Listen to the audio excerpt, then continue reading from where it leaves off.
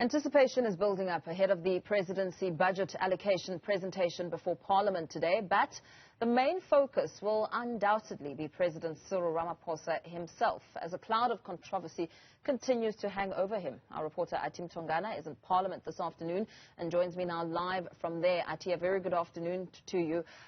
The President certainly will be facing some rather tough questions this afternoon.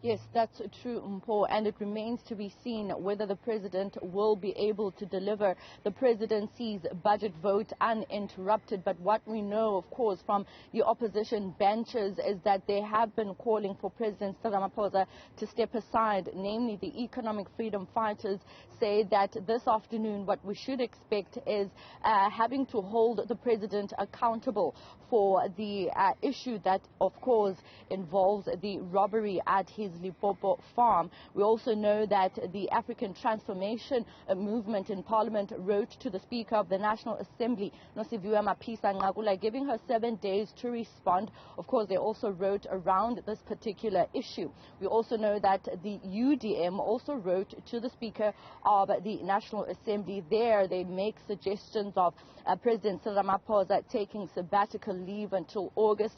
We also spoke to the Speaker and asked her how she will handle these letters and the requests from the opposition benches regarding the President. And she said that due processes would need to be followed, and most importantly, they'd have to consult Parliament's legal team on how to deal with this particular matter. She even made a reference and cited the processes similar to the one that is currently taking place in Parliament in relation to the matter of the Public Protector's impeachment. But in not so many words, she said that they are looking at the matter, but also not coming forth and just literally being tight-lipped about what action they'll be taking as Parliament with regards to this particular robbery at President Cyril Ramaphosa's farm. We also know, Mpho, that of course the President will be at 2 o'clock inside the chamber. He will be delivering the vote 1 for the budget for the presidency.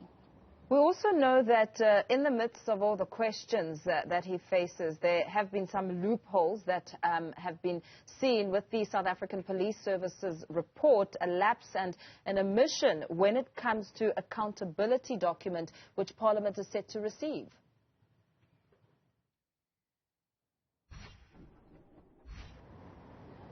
They are indeed, Mpho, but of course those will be the topic of discussion during the investigations. We know that the law enforcement authorities, by the likes of the Hawks, are investigating this particular matter.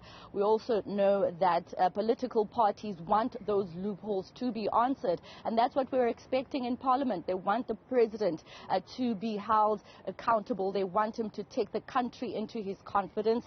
We already saw during the week when the Speaker of the National Assembly delivered the parliamentary budget vote when the MPs took to the podium in response to that particular budget vote that was tabled for Parliament. Opposition parties, by the likes of the EFF, mentioning how they will not let the President go on with business as usual without answering questions about the robbery and answering those loopholes. Then we also saw EFF MP Ntlangweni there being asked by parliamentary staff, particularly the presiding officer at that time, asking her to leave the office because there were point of orders that came from the floor, particularly from the ANC benches, where they did not want her to use certain phrases where she claimed that President Cyril Ramaphosa is a fraudster. And so MPs from the ANC benches immediately took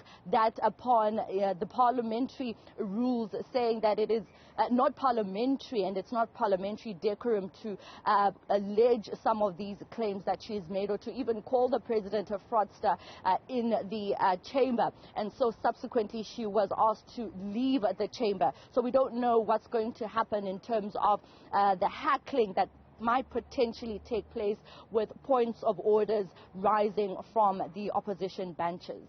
We'll have to wait and see. Let's leave it there for now. Athi Mtongana bringing us a throw forward, of what will be expected as President Cyril Ramaphosa sits in Parliament to answer some rather tough questions.